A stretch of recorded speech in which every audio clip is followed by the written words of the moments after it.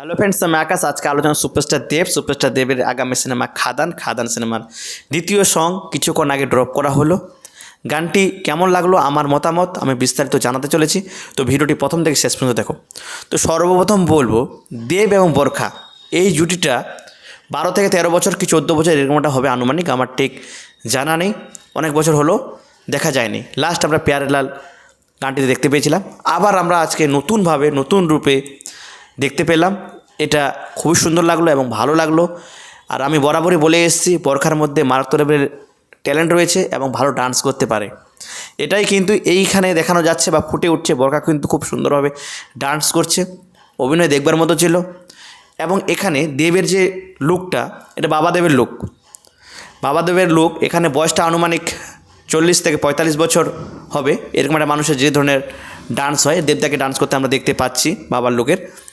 এর আগে যে আমরা ডান্স করতে দেখতে পেয়েছিলাম, এটা ছেলেদেবের লুক ছিল, বা ছেলেদেবের যে ক্যারেক্টারটা সেখানে ডান্স করতে দেখতে পেয়েছিলাম। আবার আমরা বাবা দেবকে ডান্স করতে দেখতে পারলাম। খুবই সুন্দর লাগছে এবং দেবদা অসম্ভব সুন্দর ডান্স করছে। সবথেকে বেশি যেটা ভালো লেগেছে সেটা হচ্ছে জিউ সেনগুপ্তর ক্যারেক্টারটা। জিউ সেনগুপ্তর যে ক্যারেক্টারটা এখানে দেখানো হচ্ছে খুবই সুন্দর লাগছে। ঢোলক নিয়ে ডান্স করছে, পা মিলাচ্ছে দেবদার সঙ্গে, দেখবার মতো ছিল এটা। আমার মনে হয় এখানে দেবদাকে টেক্কা দেবে, মানে এখানে এই যে ডান্স স্টেপগুলোতে দেবদার সঙ্গে পা মিলিয়ে জিউ সেনগুপ্ত খুব টক্কর দিয়েছে, এটা বোঝা যাচ্ছে। খুবই সুন্দর লাগছে, বেশ ভালো মানিয়েছে জিউ সেনগুপ্তকে। এরকম লোকে এর আগে আমরা দেখিনি। আর গানটার কথা কি বলবো, গানের যে লিরিক্সগুলো, কথাগুলো অসম্ভব সুন্দর ছিল।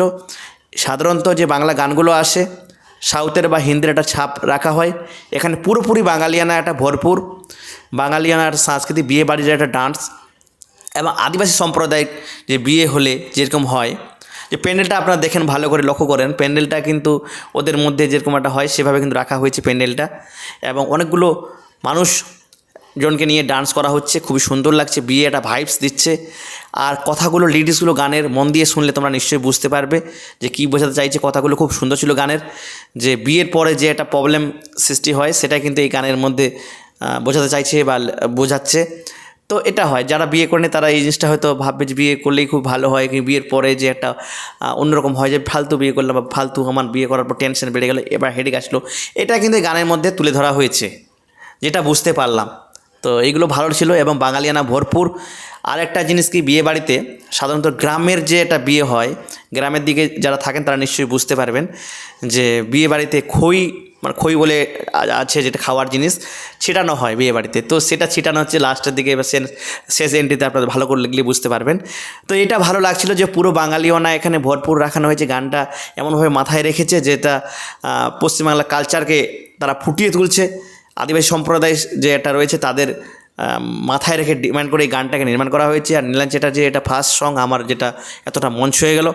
অসম্ভব সুন্দর হয়েছে গানটা এবং দেবদা ডান্স স্টেপ, অভিনয় স্কেল দুর্দান্ত পরিবর্তন হয়েছে। মানে দেখবার মতো ছিল, যে চোখ সরানোই যায় না। এবং বিশেষ করে বরখার যে এক্সপ্রেশনগুলো ছিল ভয়ানক, মানে তাকে যদি ঠিকঠাক ইউজ করা হয় তাহলে ভালো অভিনেত্রী আমরা বাংলাতে পাবো। খুব ভালোভাবে যত্ন সহকারে গানটি বানানো হয়েছে, সীমিত বাজেট মাথায় রেখে, কিন্তু খুব ভালো লাগছিলো। ওভারঅল গানটা খুব সুন্দর লাগছিল। বিশেষ করে আমার এই জিনিসটা ভালো লেগেছে যে বাঙালিয়ানা পুরো ভরপুর। আমি বরাবরই বলে এসেছিলাম যে মেন স্ট্রিম ধারার সিনেমাতে যাতে বাঙালিয়ানা ভরপুর রাখানো হয়, তো সেটা আমরা পেয়েছি গানের মাধ্যমে। তো যাই হোক, খুব ভালো লাগলো। ওভারঅল একদম খুবই সুন্দর ছিল। তোমাদের কেমন লাগলো এই ভিডিওটা এবং গানটা, এটা আমাদের কমেন্ট বক্সে অবশ্যই জানাতে ভুলবেন না। এই ছিল আজকের মতো। আমাদের নিউজ যদি ভালো লাগে অবশ্যই লাইক, কমেন্ট, শেয়ার এবং সাবস্ক্রাইব করতে ভুলবেন না।